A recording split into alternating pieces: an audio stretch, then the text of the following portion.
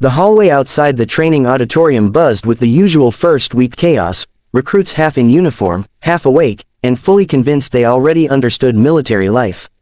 In the middle of that noisy stream stood her, a woman in a plain, outdated utility uniform that looked like it came from a surplus shop. Faded patches, no rank showing, sleeves loosely rolled, boots scuffed from years of use.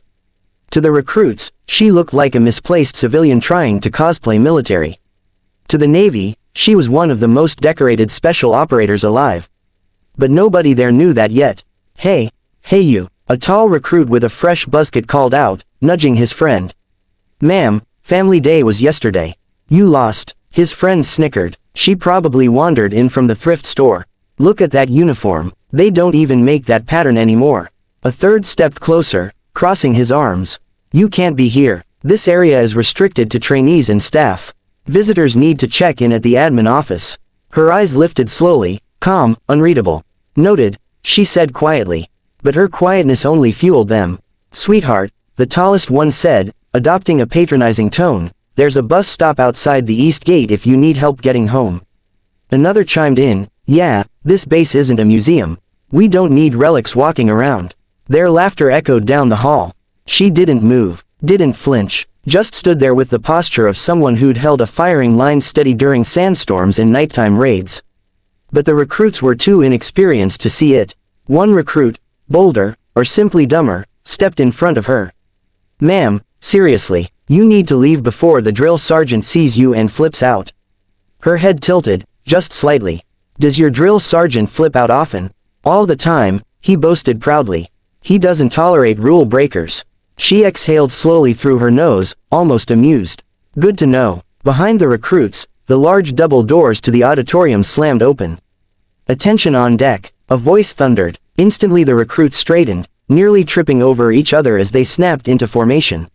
Footsteps approached, sharp, confident, unmistakably authoritative. It was Commander Briggs, head of the entire training program. Why, he barked, are my recruits harassing my guest instructor? The recruits froze. Guest instructor. Their eyes widened as Commander Briggs walked directly to the woman in the faded uniform. And then, like nothing could be more normal, he saluted her. A sharp, respectful, textbook salute. Welcome back to base, Commander Hale, he said. The recruits nearly choked. Commander, she returned the salute lazily, as though she hadn't been mocked by children 30 seconds ago. The tallest recruit swallowed hard. Ma'am, you're an officer. Briggs glared at him. She isn't just an officer. She's a decorated SEAL commander with more combat hours than this entire hallway combined. Their faces paled, and then Commander Hale finally spoke, her voice level and calm. Recruits, let's begin your first lesson. The recruits filed into the auditorium in stiff, nervous silence, every one of them painfully aware that they had just mocked a woman who outranked their entire chain of command. The embarrassment hung in the air like humidity, thick, suffocating, unavoidable. Commander Hale walked to the front of the room with an unhurried confidence, her boots tapping on the metal floor. She didn't need to raise her voice to command the room, her presence did that for her. The faded uniform they had mocked now looked different, heavier somehow, as though every scuff mark meant something.